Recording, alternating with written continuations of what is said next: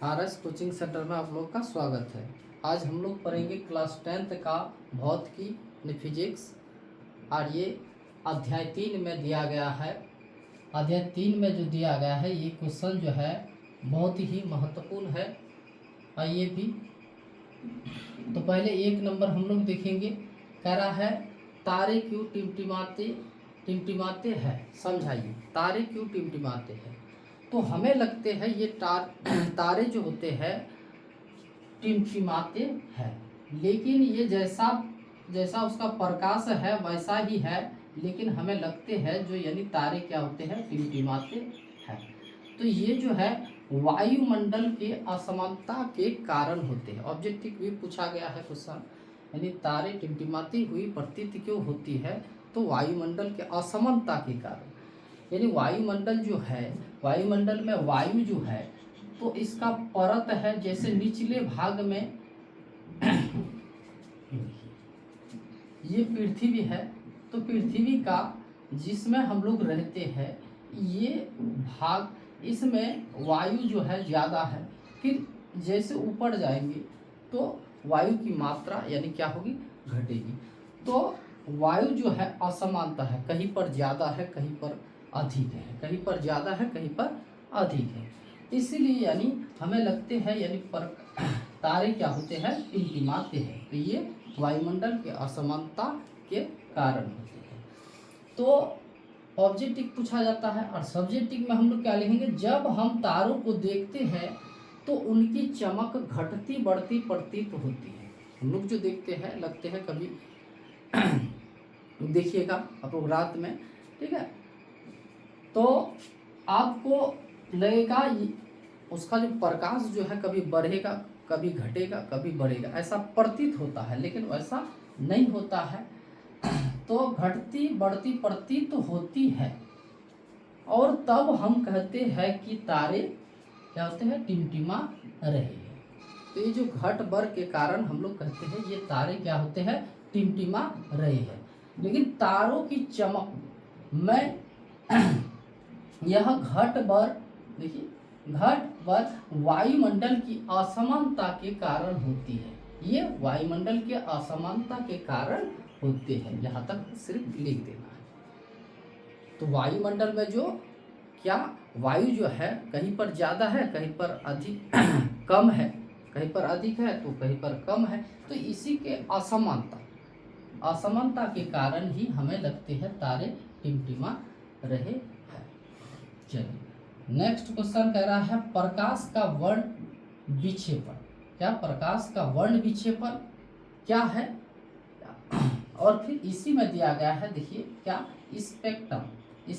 Spectrum कैसे बनता है। इसी को स्पेक्ट्रम या फिर वर्णपट कहते हैं। क्या कहते हैं, वर्णपट कहते हैं या फिर स्पेक्ट्रम कहते हैं, ठीक है। तो ये कैसे बनते हैं, तो हम लोग लिखेंगे क्या, लिखेंगे श्वेत प्रकाश, यानी सूर्य का जो प्रकाश जो है इसमें यानी श्वेत प्रकाश है यानी सादा, ठीक है। प्रकाश के इसके विभिन्न रंगों में विभक्त होने की घटना को, जब सूर्य का प्रकाश हम लोग तो देखते हैं ये श्वेत है यानी सादा है, और कह रहा है विभिन्न रंगों में विभक्त हो जाते हैं। तो विभक्त कैसे, तो विभक्त हम लोग करेंगे तो कैसे करेंगे, तो एक प्रिज्म की सहायता से हम लोग कर सकते हैं। प्रिज्म की सहायता से हम लोग कर सकते हैं इसका यानी विक्षेपण, यानी अलग अलग भाग कर सकते हैं। जैसे सूर्य के प्रकाश में श्वेत रंग है, इसको हम लोग अनेक यानी 7 भागों में बांट सकते हैं, ठीक है। तो ये इसमें तो प्रिज्म के द्वारा होते हैं, और ऐसे भी हम लोग देखे हैं, जैसे यानी इंद्रधनुष में भी हम लोग देखे हैं, इंद्रधनुष जो है उसमें भी हम लोग देखे हैं।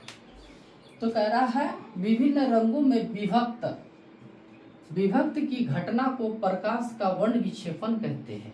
तो ये जो श्वेत प्रकाश जो अलग अलग रंगों में विभक्त हो गया है, बट गया है, तो इसी को हम लोग क्या कहते हैं, प्रकाश का वर्ण विक्षेपण कहते हैं। फिर कह रहा है, देखिए नहीं तो प्रिज्म भी आप लोगों को दिखा देते हैं।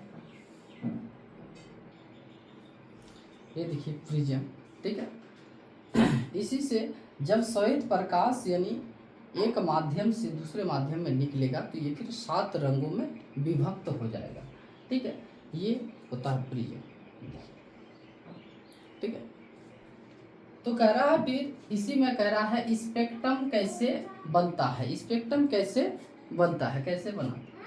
तो देखिए प्रकाश की किरण पुंज, देखिए प्रकाश का किरण पुंज प्रिज्म के अपवर्तक पृष्ठ पर पड़े अर्थात क्या आपतित हो और अपवर्तित होकर प्रिज्म के दूसरे अपवर्तक पृष्ठ से बाहर निकले। देखिए इसमें भी बता रहा है ये प्रिज्म है, जब ये आपतित, देखिए आपतित होकर या फिर कह रहा है अपवर्तक पृष्ठ पर पड़े अर्थात आपतित हो, जो भी अपवर्तक पृष्ठ पर पड़े अर्थात क्या आपतित हो यानी आती हुई प्रतीत होती है, ठीक है।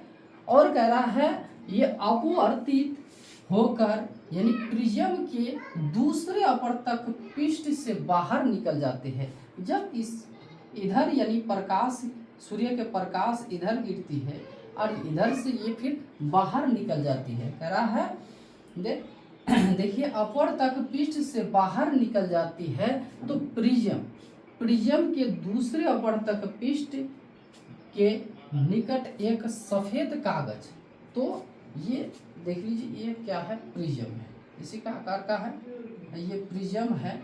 जब सूर्य का, ये सूर्य का श्वेत प्रकाश जब ये किस में, प्रिज्म में पड़ती है, कहाँ, तो प्रिज्म में, तो इस भाग में जब पड़ा तो दूसरे भाग से यहाँ निकल गई, तो जब निकलते हैं तो ये 7 रंगों में विभक्त हो जाते हैं। कितने रंगों में, 7 रंगों में विभक्त हो जाते हैं। कह रहा है एक श्वेत कागज इस प्रकार रखिए, देखिए यहाँ इस प्रकार यानी एक सादा कागज रखिए या फिर सफेद पर्दा रखिए।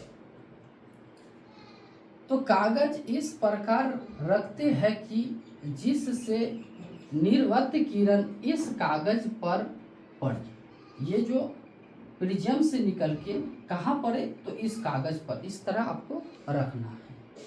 जब रखेंगे हम लोग तो ये किरण इस कागज पर पड़े, पर्दे पर एक रंगीन पट्टी प्राप्त होती है। जब यहाँ पड़ती है ये प्रकाश की किरणें, तो ये जो 7 रंग जो है इस कागज पर जहाँ पड़ती है, गिरती है, ठीक है, तो ये 7 रंग अलग अलग रंग है, तो ये रंगीन पट्टी हो जाएगा।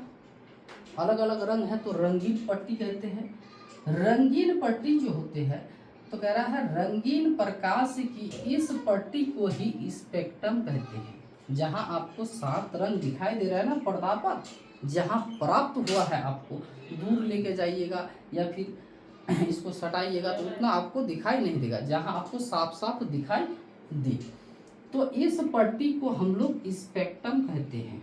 ये जो पर्दा जो है यहाँ पर जो हम लोग 7 रंग देखे, तो यही इसी को हम लोग क्या कहते हैं, यानी स्पेक्ट्रम कहते हैं, या फिर इसी को वर्णपट भी कहते हैं। यहाँ आपको कभी कभार क्या करेगा, देखिए क्वेश्चन में क्या दे देगा, स्पेक्ट्रम दिया है कैसे बनता है, इसी में दे देगा। फिर वर्णपट कैसे बनता है, इसी में दे देगा वर्णपट कैसे बनता है, ठीक है। तो यहाँ तक का ये जो 2 क्वेश्चन जो है 2025 के लिए, आप मान लीजिए 2025 में तो पूछने वाला ही है, क्योंकि हर बार ऐसे क्वेश्चन यानी आते रहते हैं, इसलिए कह रहे हैं ये भी पूछ सकता है। उम्मीद ज़्यादातर है कि ये 2025 में भी पूछा जाएगा, ठीक है। तो आप ये दोनों क्वेश्चन को यानी लिख लीजिएगा, और लिख करके एक बार फिर इस वीडियो को दोबारा देख लीजिएगा और याद कर लीजिएगा, ठीक है। तो आज यहीं तक।